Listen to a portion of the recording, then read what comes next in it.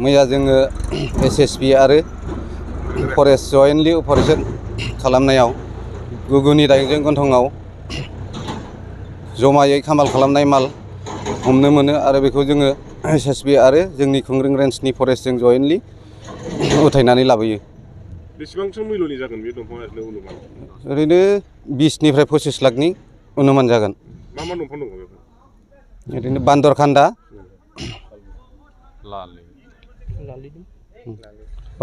लाले ओमफ्राय बे मोननै दंफाङानो। दंफांजों लोगोसे जेनेबा मालफोरबो मोनदों नामा, जेनेबा गारिफोर? मोसौ गारि। दंफांजों लोगोसेथ' जों जेबो मोननाय जायाखै, नाथाय गारि हाबनाय खोनादोंमोन, नाथाय जों थांनायाव बिथांमोननि गारिया उल्थापानि फारसे खारखोमालांजोबदों।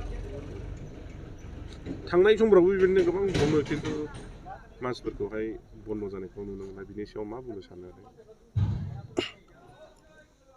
जोंथ' हाजासे बन्द' जानायखौ लुगैयो आरो जोङो नाजाबाय थादोंबो, नाथाय दिनैसिमबो दंफां सिखावफोरा जोंनि हमबोबाय, जों बहुद सिगां समावबो दंफां हमबोबाय, खिन्थु बिथांमोनहा मानिया आरो जोंबो हाजासे अपारेशन खालामनानै बिथांमोनखौ होबथानायनि राहा लाबाय थागोन।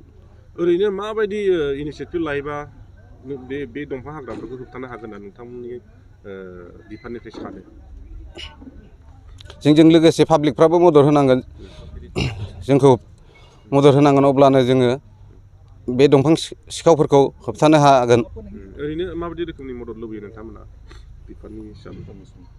पाब्लिकफ्रा जोंजों लोगोसे खामानि मावनो हायाबाबो जोंनो स्रोदै इनफरमेसन हरोब्लानो जों बिथांमोनखौ जब्द खालामहैजोबनो हागोन।